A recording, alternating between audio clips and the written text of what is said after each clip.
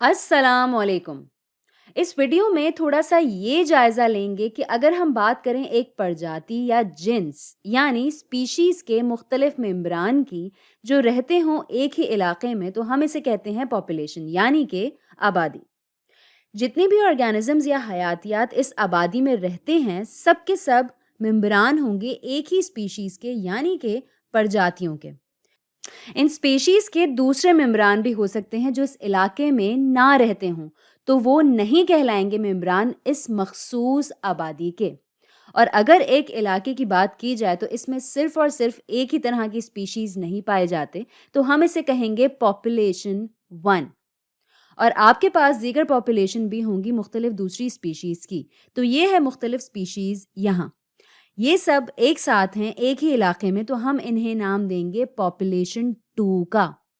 हम यहाँ ज़ाहिर है कि और भी पॉपुलेशंस ले सकते हैं, तो अगर आप एक इलाके में मौजूद सारी पॉपुलेशंस या आबादियों को लें, वो अलग बात होगी कि आप इस इलाके को किस तरह से समझाएं। तो आपने जब सारी आबादियाँ लीं तो जाहिर है कि इसमें मौजूद सारे जानदार भी आ गए, तो हम इसे कहेंगे कम्युनिटी यानी कि बरादरी। आबादियों की बरादरी यानी कम्युनिटी ऑफ पॉपुलेशंस। अब कम्युनिटी जो है वो बनती है सिर्फ जानदार यानी लिविंग थिंग्स से, बायोटिक फैक्टर्स से। ये मैं यहाँ लिख लूँ। बायोटिक से मुराद है एक इलाके में मौजूद जानदार चीज़। लेकिन अगर हमें सोचना हो जानदार के अलावा गैर जानदार चीज़ के बारे में यानी कि नॉन लिविंग थिंग्स इस इलाके की, तो हम लिखेंगे ए बायोटिक और लिखते हैं ए बायोटिक फैक्टर या ए बायोटिक एनवायरनमेंट। और यहाँ याद रहे कि हम एक ही इलाके या रीजन की बात कर रहे हैं, और इस बात में हमारे पास खासी लचक है कि हम इस इलाके को किस तरह समझा रहे हैं या इसको किस तरह का इलाका ले रहे हैं। आप ये सारी चीज़ें एक साथ मिलाते हैं, इन्हें देखते हैं, समझते हैं, तो हमारे पास बनता है पूरा इकोसिस्टम। आपका इकोसिस्टम एक दफ़ा फिर ये बहुत छोटा इलाका भी हो सकता है और बहुत बड़ा भी, लेकिन ये बनता है तमाम जानदार यानी बायोटिक फैक्टर्स से और गैर जानदार चीज़ों यानी एबायोटिक फैक्टर्स से मिलकर। तो इस वीडियो में हम क्या करने वाले हैं, हम देखने वाले हैं कि कितने मुख्तलिफ इकसाम के इकोसिस्टम्स हमारे पास हो सकते हैं। इसके बारे में थोड़ा सोचते हैं और साथ साथ ये भी सोचें कि किस तरह मुख्तलिफ अवामिल या फैक्टर्स एक इकोसिस्टम में एक दूसरे से बातचीत या इंटरैक्ट करते हैं, क्योंकि एक इकोसिस्टम के अंदर मादा या मैटर तब्दील होता है एक शक्ल से दूसरी शक्ल में। तो हम ये भी देखेंगे कि ये किस तरह कंजर्व या महफूज रहता है। हमारे पास तवानाई का बहाव भी पाया जाता है।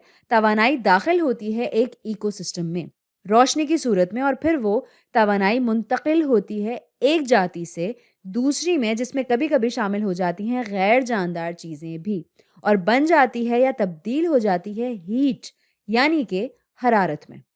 अब अगर बात करें मुख्तलिफ किस्म के इकोसिस्टम्स की, तो हमें ये बहुत सारे मिलेंगे। इनकी बहुत सी अक़साम हैं। यहाँ आप तस्वीर देख रहे हैं एक टाइड पूल की। आप एक टाइड पूल को समझ सकते हैं या इसको ले सकते हैं ऐसे कि इसमें एबायोटिक और बायोटिक दोनों चीज़ें मौजूद हैं। पानी है, पत्थर हैं और यहाँ स्टारफिश भी है, सी एनेमनीज भी हैं। तो ये दोनों चीज़ें मिलकर बना सकती हैं इकोसिस्टम। आप ये भी कह सकते हैं कि ये पूरा समंदर या बीच एक इकोसिस्टम है। यहाँ आप देख सकते हैं ये रेन फॉरेस्ट, बारिशों वाला जंगल। ये है बहुत मशहूर अमेज़न रेन फॉरेस्ट। आप इस पूरे रेन फॉरेस्ट को एक इकोसिस्टम के तौर पर भी ले सकते हैं, या फिर शायद आप चाहें पता लगाना सिर्फ और सिर्फ इस इलाके के बारे में कि यहाँ क्या हो रहा है। आप इसको भी एक इकोसिस्टम के तौर पर ले सकते हैं। आप इस बहते हुए दरिया को भी ले सकते हैं, देख सकते हैं, पढ़ सकते हैं इसके बारे में कि यहाँ क्या हो रहा है। इसको भी एक इकोसिस्टम के तौर पर तसव्वुर कर सकते हैं, या फिर इसके सिर्फ एक हिस्से को। ठीक है। और जैसा कि आप देख रहे हैं, मैं बात कर रही हूँ इन इकोसिस्टम्स की जो कुछ हैं पानी में और कुछ हैं ज़मीन पर। और ये एक तरीका है इनकी दर्जाबंदी करने का, यानी कि इनको क्लासिफाई करने का। तो ये हो सकते हैं ज़मीन यानी लैंड पर और पानी पर भी, जिसे हम कहेंगे एक्वेटिक। और एक्वेटिक में भी अगर हम देख रहे हैं सॉल्ट वाटर या जुज़वी सॉल्ट वाटर यानी कि नमकीन पानी, तो इसे कहेंगे मरीन। और मरीन में भी हम बात करते हैं ओशंस की यानी समंदर की। और फिर आ जाता है फ्रेश वाटर इकोसिस्टम, جیسے اگر یہاں ایمیزون کے اوپر والے حصے میں یہ ہے فریش واٹر جو بہہ رہا ہے، تو ہم یہاں لکھیں گے فریش واٹر، جو کہ ہوتا ہے غیر نمک شدہ پانی، جبکہ ایسا لگتا ہے کہ یہ دریا بہت بڑے بڑے ہیں اور ہمارے گرد بہت سارا فریش واٹر ہے، کیونکہ ظاہر ہے کہ ہمیں زندہ رہنے کے لیے فریش واٹر کی ضرورت ہے۔ لیکن زیادہ تر ایکویٹک ایکو سسٹم جو ہے وہ ہے مرین، ہمارے پاس فریش واٹر بہت زیادہ مقدار میں موجود نہیں۔ تو یہ تھیں کچھ مثالیں۔ اب اگر ہم بات کریں انسانی جسم کی، تو ہمارا جسم بھی ایک طرح سے پورا ایکو سسٹم ہے۔ ہمارے جسم کے کچھ حصے بھی اپنے آپ میں ایکو سسٹم ہے۔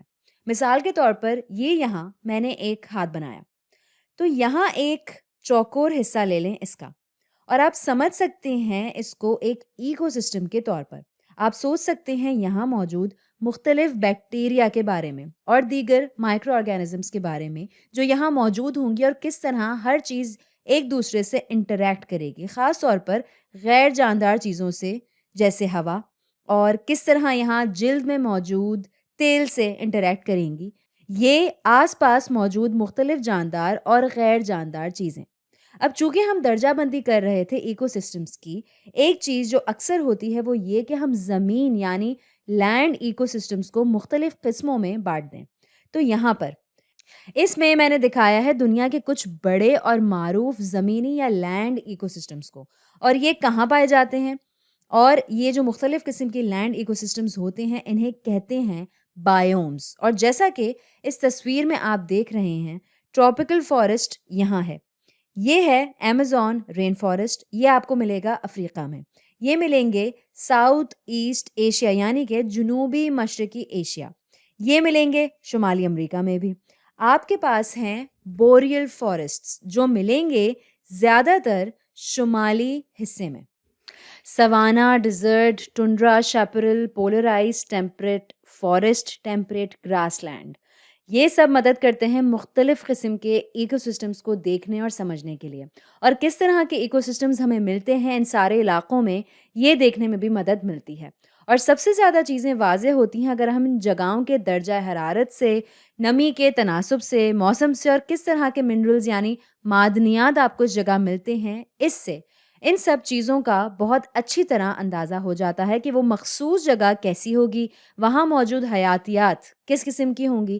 لیکن صرف یہی چیزیں نہیں ہیں، اور بھی بہت چیزیں ہوتی ہیں دیکھنے، سمجھنے اور پڑھنے کے لیے۔ مثال کے طور پر یہ سنورن ڈیزرٹ یہاں، اب یہ صحرا ہے، ہمیں اور بھی بہت سارے صحرا ملتے ہیں پوری دنیا میں، لیکن یہ بالکل ضروری نہیں ہے کہ ان سب کا درجہ حرارت بالکل ایک جیسا ہو، یا بالکل ایک جیسے بائیوٹک فیکٹرز ہوں یا اے بائیوٹک فیکٹرز ہوں۔ مثال کے طور پر اگر ہم یہاں دونوں کی تصویریں دیکھیں اور ان کا موازنہ کریں، سنورن ڈیزرٹ اور راک ڈیزرٹ، یہ موجود ہیں بوا وسٹا میں، اور آپ کو کوئی ماہر ہونے کی ضرورت نہیں ہے ان کی تصویروں کو دیکھ کر ان میں فرق تلاش کرنے کے لیے۔ یہ دونوں ہی صحرا ہیں، دونوں خشک لگ رہے ہیں، لیکن پھر بھی دیکھ کر ہی فرق نظر آ رہا ہے۔ یہ سنورن ڈیزرٹ، اس کو دیکھ کر ہی لگ رہا ہے کہ یہاں زیادہ زندگی اور حیات کی موجودگی ہے بنسبت اس راک ڈیزرٹ کے یہاں ادھر۔ اس کا نام صحیح راک ڈیزرٹ رکھا ہے کیونکہ اس میں صرف اور صرف راکس ہی دکھائی دے رہے ہیں دور دور تک، خاصا پتھریلا ہے یہ۔ تو بائیومز ایک دفعہ پھر خاصا غیر مساوی سا اعلیٰ سطح کا طریقہ ہے ایکو سسٹمز کی درجہ بندی کرنے کے لیے، اور ایسا بھی ہوتا ہے کہ دو چیزیں جو ایک ہی بائیوم میں آتی ہوں وہ بھی ایک دوسرے سے کتنی مختلف ہو سکتی ہیں۔ تو آج کے لیے اتنا ہی۔